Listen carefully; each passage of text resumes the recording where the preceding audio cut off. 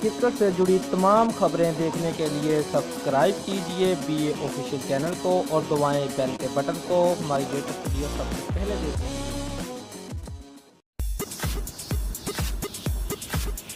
मोहम्मद असगर को स्क्वाड में शामिल तो कर लिया गया, लेकिन वह दोनों टेस्ट मैचों में मौके के मुंतज़र ही रहे। ये पाकिस्तानी क्रिकेट का पुराना अंदाज है कि फर्स्ट क्लास क्रिकेट की परफॉर्मेंस पर वनडे में सिलेक्शन कर दिया जाता है और वनडे की परफॉर्मेंस पर टेस्ट टीम में भी जगह बना दी जाती है।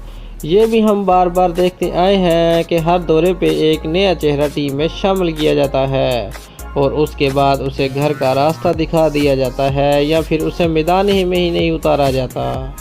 श्रीलंका के खिलाफ टेस्ट टीम की सिलेक्शन हुआ तो उसमें सिलेक्टर ने तजर्बाकार यशस शाह के अलावा left arm spinner Mohammad Asghar और ऑफ स्पिनर बिलाल आसिफ को भी स्क्वाड में शामिल किया, लेकिन ये दोनों बॉलर दोनों टेस्ट मैचों में मौके के मुंतज़र ही रहे। पाकिस्तानी टीम के हेड कोच मिकी आर्थर और बॉलिंग कोच अजहर महमूद का इस सीरीज के दौरान यही इसरार रहा कि उन्होंने दोनों टेस्ट मैचों में टीम की क़ुव्वत को मद्देनज़र रखते हुए मैदान में टीम उतारी है। दोनों का यही ख्याल है कि पाकिस्तानी टीम की असल क़ुव्वत इसके तेज़ बॉलिंग है, लेकिन हालात इसके बिल्कुल बरक्स दिखाई नहीं दे रहे।